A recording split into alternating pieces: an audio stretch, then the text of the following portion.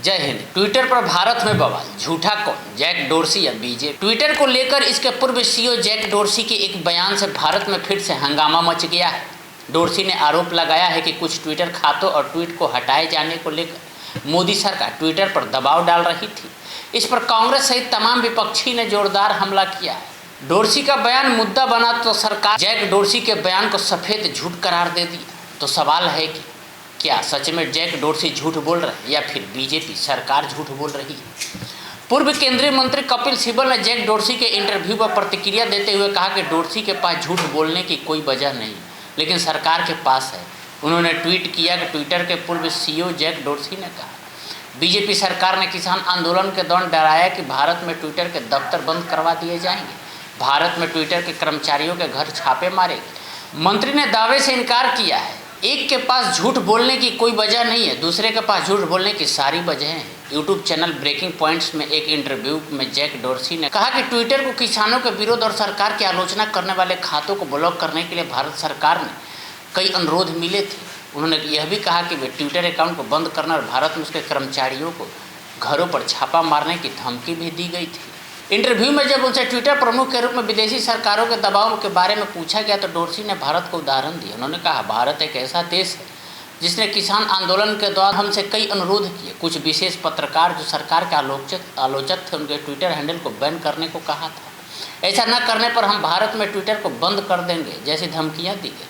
आप जानते हैं कि भारत हमारे लिए एक बहुत बड़ा बाजार है। भारत सरकार ने हमें धमकी दी थी कि हम आपके कर्मचारियों के घरों पर छापा मारेंगे, हम आपके दफ्तरों को बंद कर देंगे। कांग्रेस ने प्रेस कॉन्फ्रेंस कर कहा कि ट्विटर के फाउंडर और पूर्व सीईओ जैक डोर्सी ने खुलासा किया है कि मोदी सरकार ने उन्हें धमकाया। अगर किसान आंदोलन दिखाया तो ट्विटर के ऑफिस और कर्मचारियों के घर पर छापे पड़े।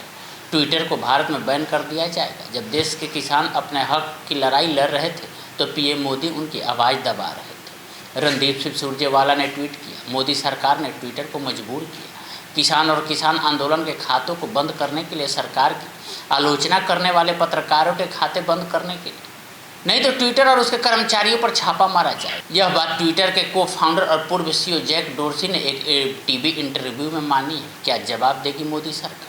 ट्विटर के सह संस्थापक के आरोपों पर केंद्रीय मंत्री अनुराग ठाकुर ने कहा कि भारत दुनिया का सबसे बड़ा और पारदर्शी लोकतंत्र है। भारत में जब से चुनाव नज़दीक होते हैं तो कुछ विदेशी ताकतों और यहाँ उनके एजेंट कुछ योजनाबद्ध तरीके से देश को अस्थिर एवं बदनाम करने के लिए सक्रिय होते हैं। जैक डोर्सी सफ़ेद झूठ बोल रहे हैं। ट्विटर के टेक ओवर पर ट्विटर फाइल्स को लेकर उनके पक्षपात, छिड़कानी एवं दुर्भावना पर जो खुलासे हुए उस पर आज तक उन्होंने जवाब क्यों नहीं दिया। केंद्रीय आईटी मंत्री राजीव चंद्रशेखर ने जैक डोर्सी पर झूठ बोलने का आरोप लगाया है। केंद्रीय मंत्री ने डोर्सी के सारे आरोपों को खारिज कर दिया। रविशंकर प्रसाद ने पत्रकारों से कहा कि ट्विटर अमेरिकी कांग्रेस और ब्रिटिश संसद में पेश होता है, लेकिन भारत की संसदीय समिति के सामने पेश नहीं होती। उन्होंने कहा कि वो हमारे नियम नहीं मानते थे। उन्होंने कहा, हमने कहा था कि आप अपने अकाउंट को वेरीफाई कीजिए। कई बार अनवेरीफाइड अकाउंट से पाकिस्तान से ट्वीट होता था जो आतंकवादियों के समर्थन में होता था। भारत एक लोकतंत्र है, लेकिन भारत का कानून मानना होगा। उन्होंने यह भी कहा कि जैक डोर्सी का दावा गलत है। अगर लाल किले पर तिरंगे का अपमान किया गया तो सच है, और अगर उस एक कंटेंट को रोकने को कहा गया तो इसमें क्या गलत है। पहले उन्होंने कहा कि फ्रीडम ऑफ एक्सप्रेशन है, बाद में वो हमारी बात माने। ट्विटर पर महिलाओं की आपत्तिजनक तस्वीरें परोसी जा रही थी, उस पर कार्रवाई नहीं हो रही थी। हमने कहा आपको कार्रवाई करनी होगी। बता दें कि पिछले साल जून जुलाई के दौरान बड़े पैमाने पर ट्वीट हटाए जाने का मामला सामने आया था। ट्विटर इतने बड़े पैमाने पर ट्वीट हटाने को तैयार नहीं था। इलेक्ट्रॉनिक्स और सूचना प्रौद्योगिकी मंत्रालय द्वारा ट्वीट और ट्विटर खातों पर कार्रवाई के खिलाफ ट्विटर ने कर्नाटक हाई कोर्ट का रुख किया था। इसने मंत्रालय की कार्रवाई के तौर तरीकों पर सवाल उठाया था। ट्विटर ने पिछले साल जून महीने की शुरुआत में अदालत को बताया था कि मंत्रालय कंपनी को किसी खास ट्वीट के बारे में जानकारी दिए बिना पूरे खातों को ब्लॉक करने का आदेश जारी कर रहा था। कंपनी ने कहा था कि ऐसे आदेश जारी करने के मामले बढ़ रहे हैं।